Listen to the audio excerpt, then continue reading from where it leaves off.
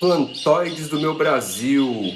Mudei um pouquinho de cenário, estou em um dos quartos da minha casa, não vemos plantas por aqui.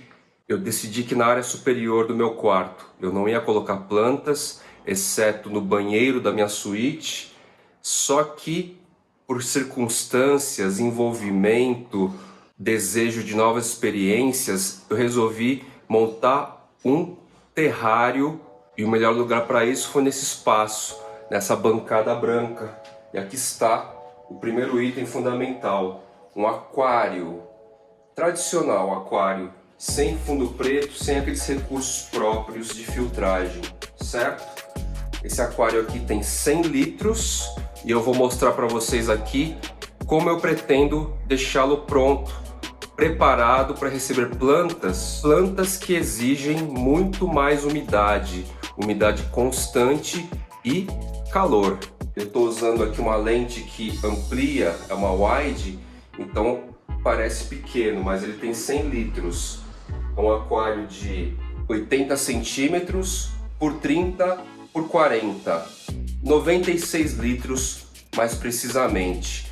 Como a gente sabe o tamanho de um aquário? A gente multiplica largura, altura e comprimento. Multiplica esses três valores, a gente vai ter a capacidade em litros do aquário. Os terrários servem exatamente para esse tipo de tratamento. A gente vai cuidar aqui de plantas que requerem muita umidade constante e a manutenção de uma temperatura constante também, certo? Na realidade, boa parte das plantas tropicais merece um tipo de sistema assim, mas existem aquelas mais sensíveis, às vezes pequenos brotos, é o meu caso, vou trazer um para cá, de um pequeníssimo Anthurium que eu vou mostrar para vocês. Fiz trocas com o Henry e ele vai me dar uma samambaia azul, vou colocar aqui na legenda o nome científico, o ID, e virão outras plantas também. Eu vou receber um Anthurium angamarcanum que não completou ainda o enraizamento, e nesse sistema a gente vai favorecer o enraizamento e uma qualidade de ambiente extremamente saudável. Um ambiente extremamente saudável para o Anthurium angamarcanum que ainda não enraizou. E futuramente, quem sabe, eu coloque algum tipo de réptil, como um sapo, por exemplo, diferente da rã. Então, bora lá para os componentes que vão constituir o meu terrário, aquário. Tenho aqui as tampas de vidro. Ah, é tampado ou é fechado? É fechado, gente, com pequenas frestas para a movimentação do fluxo de ar, oxigênio, certo? Vou ter que passar um álcool aqui para limpar, tá bem sujo. E olha só, a gente tem essas brechas para supostamente colocar os equipamentos de filtragem e oxigenação no aquário. Tenho essa grande fenda, então veja só, tá bem legal. É uma quantidade de entrada de ar, de movimentação de ar suficiente, com tampa.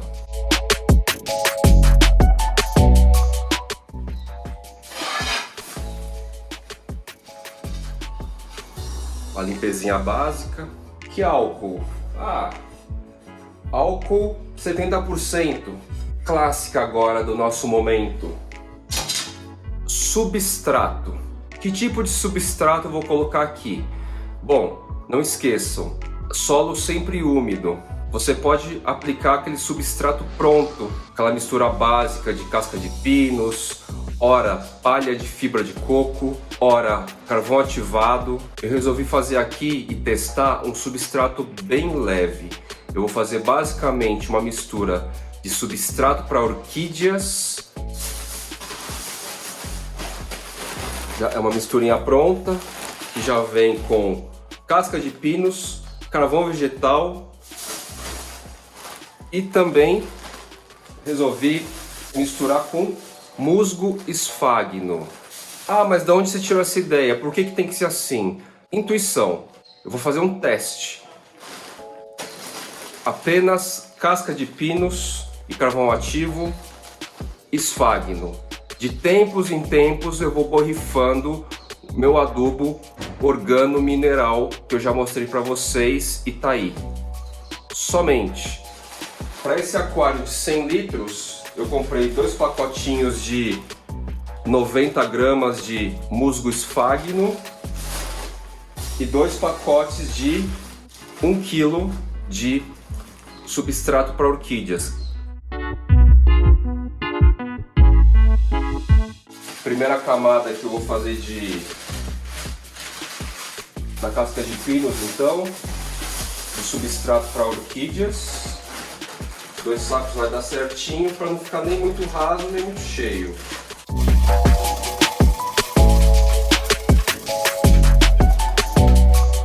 Tá numa altura boa, uns 2 centímetros de altura de substrato, digo, 2 dedos de altura de substrato para orquídea.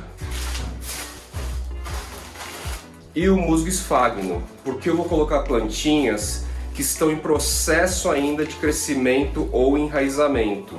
De qualquer forma, esse carinha aqui serve também para plantas que já estão enraizadas e assentadas. Eu vou fazer um esquema aqui, na verdade eu não vou misturar tudo. Eu vou criar zonas de esfagno, na verdade. Algumas zonas com mais esfagno, porque eu sei das plantas que vão precisar mais dele nesse momento. As raízes vão crescendo até alcançar a casca de pinos. E outras partes eu deixo mais raso. Eu acho que 2 sacos foram muito, de 90 gramas. Um só já vai servir. Aqui eu vou colocar nesse canto um micro broto de um antúrium, que ainda não vou revelar qual que é. O Pangamarcano talvez venha mais alto do que o aquário, então vou ter que deixar ele meio de lado, talvez. Porque o aquário precisa ficar tampado, realmente. Um saco de 90 gramas de esfagno já foi suficiente. Eu não vou misturar muito, vou deixar camadas assim. Para que as primeiras raízes, o começo da raiz pegue primeiro no esfagno e depois já alcance a segunda camada aqui. E o que mais precisa? O aquário está aproximadamente 3 metros da janela. É o limite. Vamos bater o Lux aqui para saber.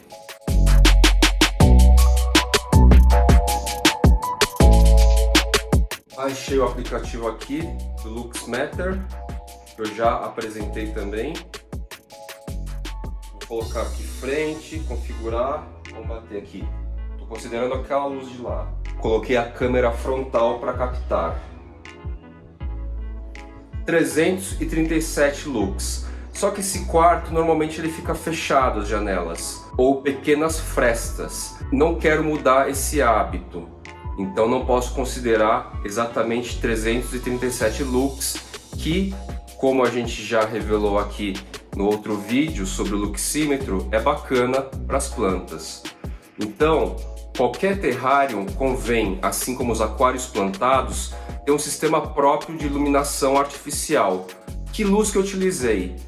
Os sistemas de iluminação mais modernos hoje para aquários plantados possuem as mesmíssimas características das luzes do tipo Grow. São luzes de LED compostas por tons de azul e tons de vermelho. Então, basicamente, eu comprei uma luz para este aquário, considerando que seria um aquário plantado, mas na verdade é um terrário. Então, aqui está. São luzes de LED compostas por 3 cores: branca, azul e vermelha. Mas antes de aplicar a parte superior da tampa e da luz, eu vou fazer o quê? Eu vou umedecer o substrato que eu preparei. Cuidado para não encharcar, gente. O aquário ele não tem vazão. E essa umidade interior com a tampa vai ficar entrando num fluxo natural de evaporação, vai se condensar no vidro e vai escorrer para baixo.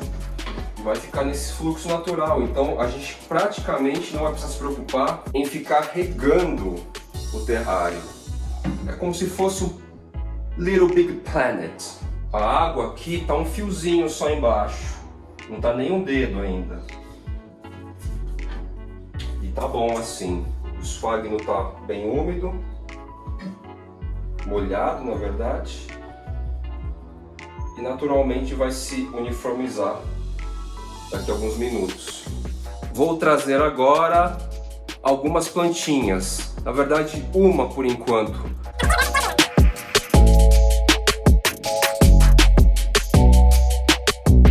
O brotinho já estava naquele esquema que o Sérgio do Cactus Brasil mostrou, uma embalagenzinha com furinhos, certo?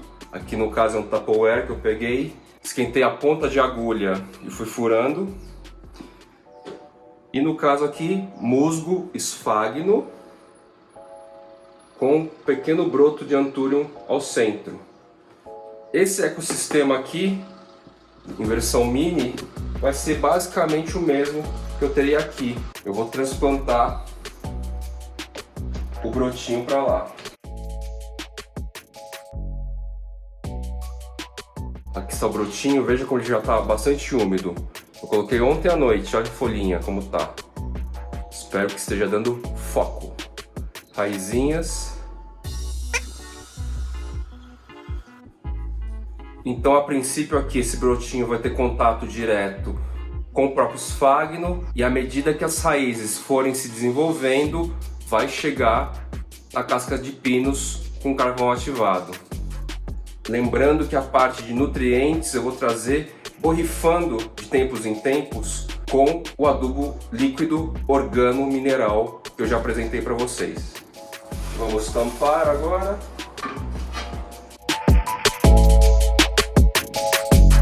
E por fim, o sistema de iluminação, que vai ficar ligado das 5h30 da manhã mais ou menos até as 6 horas, período que está todas as minhas lâmpadas artificiais aqui de casa.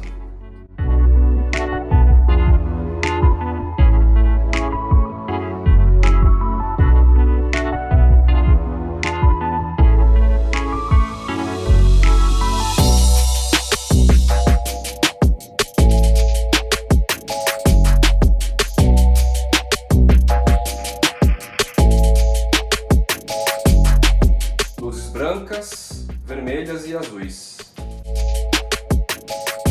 E foi assim, meus queridos plantoides, mais um episódio do Jardineiros Urbanos por Fly Terrarium, para quem busca um cultivo mais específico de plantas indoor. Valeu? É isso aí, meus queridos!